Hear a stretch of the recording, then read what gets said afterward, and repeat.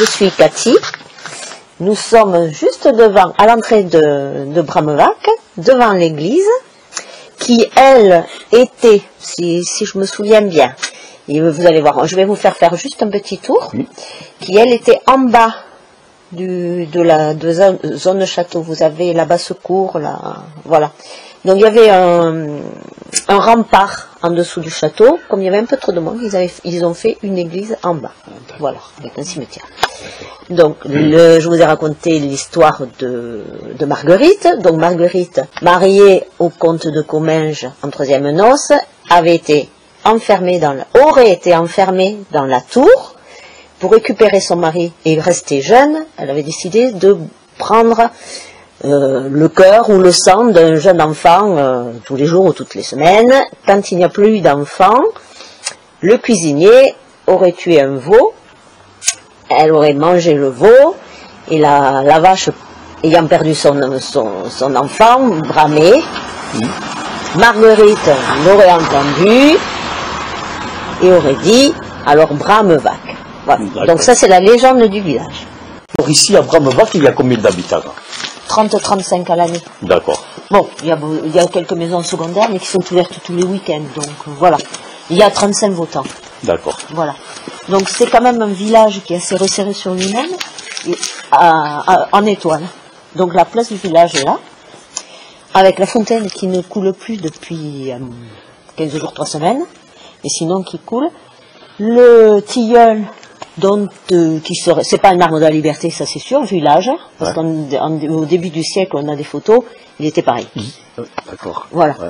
Donc voilà, personne n'a été capable de le dater. De donner la date, d'accord. Voilà, mais c'est notre tilleul qui a servi de tout. Les gens y cramaient les ordures, voilà. Ouais. Ah, d'accord. Ouais. La fontaine, elle est du début du siècle aussi, sinon il n'y avait pas d'eau potable à Bramevac. Ah bon? Ah, d'accord. Ouais. Et les gens passaient par là, ce que nous appelons la côte vieille, qui descend jusqu'à l'Ours. Et dans le village, il y a un lavoir ou quelque chose? Non. Là, qui a été fait après. Ici, que j'ai pris la photo tout à l'heure, mais il a été fermé. On l'a fermé parce que les poissons, il y a des poissons, les poissons ah bon? Ah d'accord. disparaissent. Ah bien sûr, oui, ah bon. Donc, les filles, les historiennes... Alors, ici, Côte-Vieille, alors. Voilà, vous avez une petite historique de ce qui se passait. D'accord. Donc là, nous, on essaye, parce que, voilà, le village est quand même un petit peu touristique, on essaye pour nous aussi, on adore les fleurs, de l'améliorer. Donc on est quand même passé 2 fleurs, village fleuri au concours régional. Ah, ben c'est bien. 2 fleurs d'un coup cette année, ah, ben c'est bien, après avoir été pendant 2 ou 3 ans, premier village fleuri, zone montagne, catégorie du département. Catégorie moins de 300 habitants. Ouais, d'accord. Ah, voilà. C'est bien, ouais. Donc là, l'an dernier, vous avez dit, non, vous êtes hors concours, allez aux fleurs. Au niveau régional. Ah, bon. Ah d'accord, ouais. Et on a eu 2 fleurs d'un coup. Ouais. Donc voilà, la côte vieille qui était le passage, vous allez juste voir quand même. Ouais, alors c'était le passage de... Eh bien c'était la route n'existait pas au début du siècle. Ah d'accord. C'était la route qui menait à l'Ours qui descendait. Ah d'accord, ouais. Donc nous avons un peu réhabilité en fleurs. Ouais, c'est joli, ouais, c'est joli comme tout, ouais. C'est plus joli à la montée, puisqu'on a tout le truc, mais voilà. Ouais. Et on a laissé les marches. Donc les gens... Ouais, donc les gens montaient, quand il n'y avait pas la route, ils montaient par ici, quoi. C'était ça. Voilà. Ils montaient comment? Avec les ânes et des choses comme ça, ou non? Oui, et puis les femmes sans doute, vous voyez, là, et ça repart. Voilà, c'est quand même assez abrupté, même quand on la monte. Donc ça, c'était l'accès au village. Ouais, d'accord. Est-ce que le village a changé un petit peu? Est-ce que dans le temps, il y avait des commerces, des choses comme ça, ou du tout? Il y avait une école quand même, il y avait beaucoup de fermes, commerce non, mais il y avait quand même une centaine d'habitants, des randos, on a quelques petits chemins, mais qui, vous voyez, on a fait celui-là, celui-là, les jaunes, c'est à peu près, il y a la balade qui va d'ici au château, du château à Moléon, à la maison des sources. Ouais. Oui, voilà, maison des sources, ouais. Voilà. Ici, on est à 20 minutes du château, à pied, lentement. Mais je vois qu'il y a un panneau là, sur le côté, je crois que c'est sur le côté, il y a marqué aussi le château. Oui, oui. Ah, on peut passer des deux côtés. Voilà, vous passez soit par là. D'accord. Là, ce que je vais vous montrer, c'est cette maison, Oui, qui est sans doute une, pour ça qu'on appelle, on a fait toutes le nom de rue, Ouais. en rapport avec l'histoire du village, pour pas avoir une 50e. alors cette maison, c'est-à-dire alors, la c'est quoi? tour des gardes, D'accord. une ancienne tour de guet. Et là, Ouh, il y a du monde là au château. ah mais toujours, Ouais. là, ça, c'est ce qu'on appelle, voilà comment c'était au début du siècle, Ah ouais, d'accord. porte de ville. C'était le rempart qui commençait là-haut. Ouais, ah ouais. Là, ce qu'on appelait la basse-cour du château, l'enceinte du château commençait ici. Voilà. Et voilà, donc la tour de garde, c'était là-haut. D'accord. Bon, Donc, le chemin, bon, on a nommé tous les trucs, donc nous avons le chemin de garde qui est un chemin pédestre. Personne n'y va à part nous de voitures. d'accord. Voilà. Et donc c'est pas privé quoi, on peut passer par ce Vous chemin, pouvez c'est ça. passer D'accord. partout dans alors vous pouvez monter le château en continuant là, et sinon le chemin du château qui retrouve, c'est juste Ouais. le village est assez petit, regroupé sur lui-même, et il y a un gîte là, un gîte là-haut. Ah ben oui, alors oui. C'est qu'il y a du monde alors. Et agriculteur ou pas du tout? Un agriculteur. Ouais, d'accord. Qui fait quoi? Vache mouton. Ça, la femme de l'agriculteur qui est aussi la mairesse, qui habite cette maison-là, et qui a ça c'est à eux. Elle fait des gâteaux à la broche, D'accord, et ouais, voilà, c'est c'est les- elle qui a dans la rue, vous avez une petite salle de vente, où c'est sur le téléphone qu'elle vient ou pas, qui vend, qui fait des gâteaux, et puis chez elle, et voilà. Ah d'accord. Mhm. Et tu sais qu'elle, de tout temps, Halloween, et elle fait la sorcière, alors elle ne connaît pas beaucoup d'enfants, il y a une vingtaine d'années, c'est elle qui se déguisait dans le Ouais. village, Ah, et qui portait des bonbons aux Ouais. enfants. Ah bon, ah d'accord. Ouais. Bon, on fait Halloween, Ouais.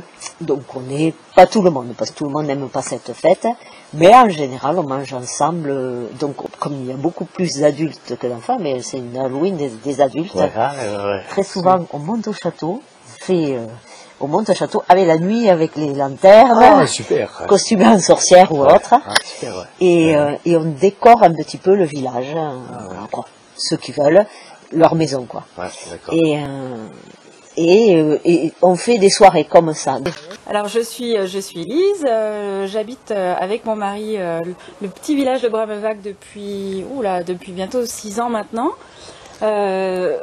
Étant ancienne rurale puis citadine puis néo-rurale, j'avais quelques appréhensions en me disant que vivre dans un petit village c'était pas forcément si facile quand on vient de la ville.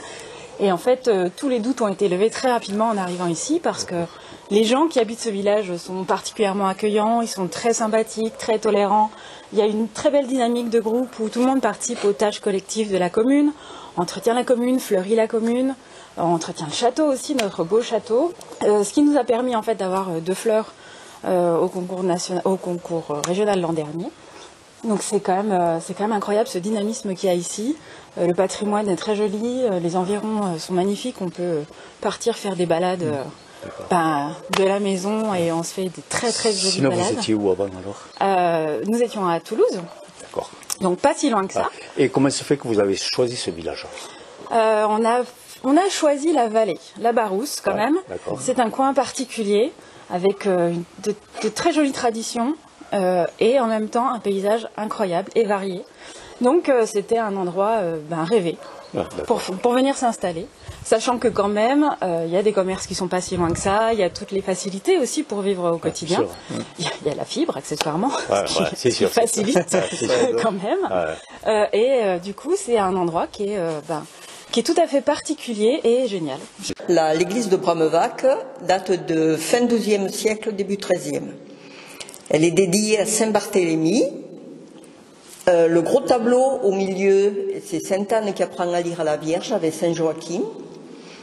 De part et d'autre, les statues, c'est Saint-Joseph avec la fleur de lys et Saint-Barthélemy avec un couteau parce qu'il a été, son martyr, il a été écorché.